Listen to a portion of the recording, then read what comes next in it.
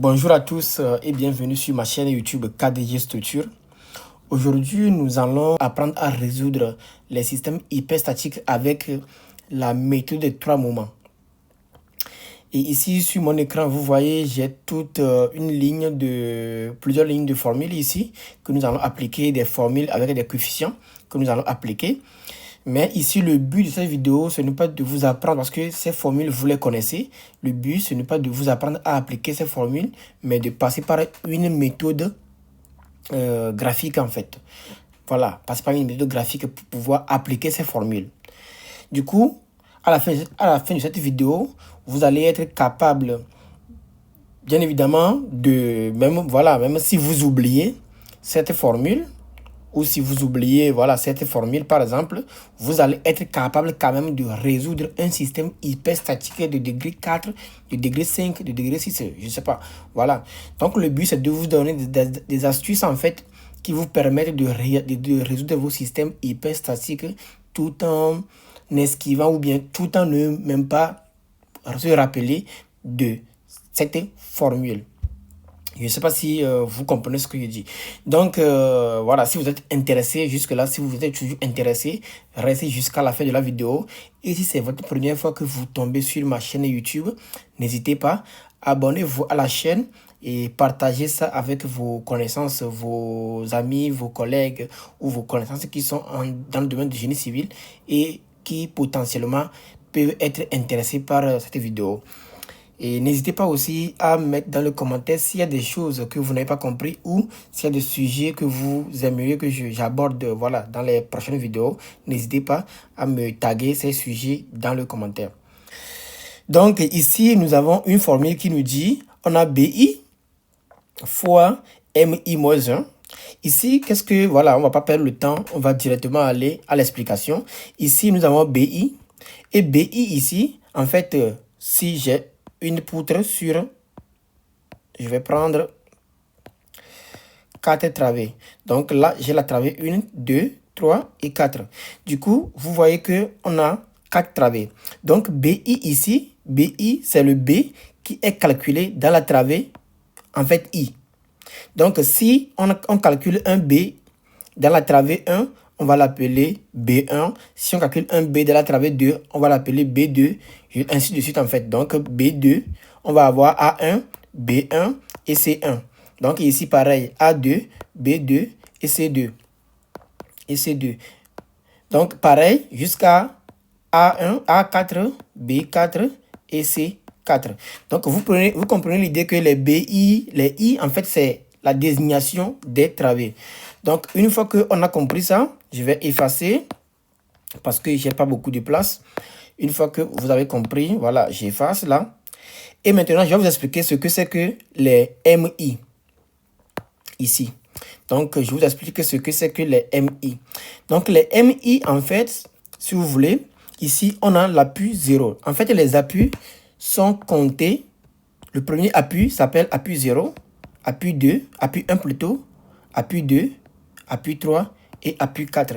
Donc, vous devez être capable de faire une distinction entre MI et BI. Bon, en d'autres termes, vous devez être capable de faire la distinction entre les notations suivant les appuis et les notations suivant les travées. Donc, appui 0, appui 1, appui 2, appui 3, appui 4. Donc, même chose, du fait que les moments sont calculés sur les appuis, dans cette formule ici, si nous prenons cette formule, en fait, les moments sont calculés sur les appuis. Du coup, si on est ici, on va avoir un moment M0. Ici, on va avoir un moment M1. Et ici, on va avoir un moment M2, M3 jusqu'à M4. Donc, vous comprenez que ici, si je suis dans la travée 1, ici, je vais dire B1 fois M0. Vous voyez, B1 fois M0. Parce que si je dis B1, donc je prends ici 1 et je fais moins 1. Donc, ça va être B1 fois M0. Ici, si je prends 1, donc C1 plus A2 plus fois M1. Donc, ça va faire B. Si je suis dans la travée 1, ça va faire B2 si je suis à I égale à 1. Donc, ça va être B2 plus M2 fois M2 plutôt égale à tout ça là. Voilà, ici, voilà, pour vous expliquer un peu, je pense que à ce niveau, on va d'abord oublier ça. On va d'abord oublier ces termes-là. Mais si vous voulez, en fait, c'est des rotations qu'on calcule. Ici, par exemple, si je suis dans la travée, et ici, c'est la rotation à droite de la travée I. Ce qui veut dire que si je suis dans la travée 1, la rotation à droite de la travée 1, donc c'est la rotation qui est ici en fait. Donc, travée 1, rotation à droite. Donc, travée 2, rotation à droite, c'est ici. Travée 3, rotation à droite, c'est ici. Donc, là, c'est bon. Moi, maintenant, oméga à gauche de la travée I plus 1. Donc, ici, j'ai oméga à droite de la travée 1. Et ici, j'ai oméga de la travée 2. Donc, vous voyez que ça, c'est la rotation. Donc, je vais vous apprendre à calculer tous ces coefficients. Voilà, voilà, les coefficients ici, par exemple, là, on a les formules de ces coefficients, mais je vais vous expliquer aussi en détail ce que c'est que ces formules. Vous n'avez pas à les bûcher. Donc, je vais vous expliquer, voilà, dans les prochaines minutes. Je vais vous expliquer ce que c'est que ces coefficients et de façon visuelle, comment les visualiser, comment les retenir de façon visuelle, quoi. Du coup, pour savoir un peu ça, sur les rotations que je vous explique comme ça. Maintenant, on va aborder les sujets sur les coefficients AI, BI, CI. Donc, pour pouvoir parler de ces coefficients AI, BI et CI, là, j'efface tout ça là et je reprends une poutre sur 2 appuis. Donc, je pense que là, vous connaissez ce qu'on appelle la méthode des travaux virtuels ou la méthode de la formule de Moore. La formule de Moore, dans le sens où, si par exemple, en fait, ce que vous devez savoir, les AI, BI et les CI sont des rotations unitaires. En fait, ce sont des rotations unitaires. Donc, je m'explique ici. Je dis que ce sont des rotations unitaires. Et pour vous expliquer, en fait, j'ai pris quoi? Une poutre sur deux appuis. Cela voudrait dire que la poutre est parfaitement iso. À supposer que je mets un chargement unitaire ici. Je mets un moment qui tourne dans ce sens-là, hein, qui tourne dans le sens égal à 1. Donc, ce moment, on est d'accord que si je dessine le diagramme du moment, c'est un truc qui fait comme ça. Voilà. Donc, ça commence par 1 et ça termine par 0. Là, c'est le chargement initial. Donc, je vais prendre cette formule. Je vais dire M égale à 1. Ça, c'est le chargement initial. Maintenant, à supposer que je vais calculer la rotation à ce point, le point A. Je vais nommer ça ce point, le point A. Et ici, le point B. À supposer que je vais calculer la rotation à ce point. Donc, si je dessine, par exemple, la déformée, la lui de la déformée de ce machin, on va avoir, voilà, j'exagère, hein, on va avoir un truc comme ça. Du coup, je vais calculer la rotation que ce chargement a créé à ce appui A. Donc, je vais l'appeler oméga. Donc, je vais le nommer oméga A. Oméga A est égal, en fait, là, je vais utiliser ce qu'on appelle la formule de Moore ou la méthode des travaux virtuels. En fait, si je connais, ici, dans ce système, j'ai un système réel avec un chargement réel. Donc, je vais calculer la rotation ici. Il suffit de prendre ce même système et de mettre une rotation unitaire. Un moment unitaire A et B. Je vais mettre un moment, je vais nommer ça petit m, égal à 1 aussi, qui commence de 1 et qui va à 0. Donc, il suffit de faire comme ça, de mettre un moment unitaire et de faire quoi? L'intégrale de cette fonction fois cette fonction. Donc, la fonction qui est là, c'est 1 moins x sur L. Donc, voilà, c'est ça la fonction. Donc là, ça fait intégrale de 0 à L de 1 moins x sur L, le tout au carré. Ça fait la fonction la fois cette fonction dx sur e, ei plutôt. Voilà, donc cette formule, si vous intégrez cette formule-là, vous allez voir que ça fait 1 sur 3 L. Je vais prendre plutôt, voilà. Bon, je pense que c'est même déjà écrit ici. Hein. Si vous...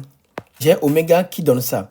Maintenant, avec cette valeur de oméga, vous pouvez l'identifier ici. Hein. Ça devient un truc comme ça. Voilà, c'est AI. En fait, si vous identifiez, c'est encore égal à AI. Et donc, si vous intégrez AI sur la longueur LI, on tombe sur ça. Là, on peut utiliser aussi les intégrales de mort. Hein. Si on prend l'intégrale de mort, triangle fois triangle, donc on est à 1 tiers. Donc c'est ça qui fait ici. Donc ça fait LI fois 3 sur EI. Donc là, vous comprenez que les rotations, les AI, les BI et les CI sont des rotations unitaires. Donc AI est obtenu comme ça. Ça veut dire qu'on met un changement réel ici, on dessine, égal à 1. On met un changement pour calculer juste ici la rotation. Maintenant, le même principe est utilisé pour CI. Je vais aller directement à CI. Pour CI, c'est le même principe. Même chose. Dans le sens où, pour A, on avait mis la charge réelle ici. Donc, pour le C, on mettra la charge à ce niveau-là. Et donc, le C, en fait, c'est une rotation unitaire à droite de la travée I. Voilà. A, c'est la rotation unitaire à gauche de la travée I. Et C, c'est la rotation unitaire à droite de la travée I. Du coup, si je disais que pour le C, je mets pareil, et je mets la rotation unitaire ici. Du coup, ça fait ça fois ça. Donc, ce qui fait que on va dire que AI est égal à BI. Non, plutôt CI. AI est égal à CI. Donc, si vous identifiez, en fait, là, l'équation de cette fonction, c'est ça qui est là. X sur LI. X sur LI fois au carré. Donc, on va avoir CI égale à ça. Donc, si on identifie ça et ça, on voit que CI est égal à AI.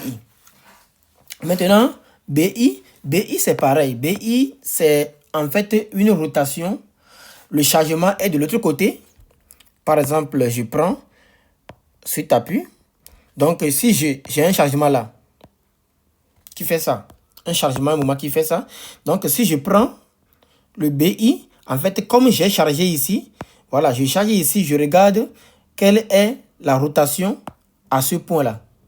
Donc, pour ce faire, je mettrai mon changement unitaire à ce niveau-là, qui est égal à 1 aussi. Du coup, vous voyez que ça fait rectangle, triangle fois triangle du côté opposé. Donc, si vous regardez la table des intégrales de mort, donc ça fait 1 sur 6, 1 sixième de LI sur 6 EI. Donc, c'est ce qu'on remarque ici. Maintenant, je pense qu'on a fait le tour des coefficients. Hein. BI, CI, AI, machin. Donc, voilà, tout ça là, on connaît déjà ce que c'est que ces coefficients. Et du coup, qu'est-ce qu'on peut retenir? Tout ce que vous allez retenir dans ce paragraphe-là, dans cette partie, il faut juste retenir que AI est égal à CI est égal à 1 sur 3 EI fois L. Donc, c'est ça ce qu'il faut retenir ici.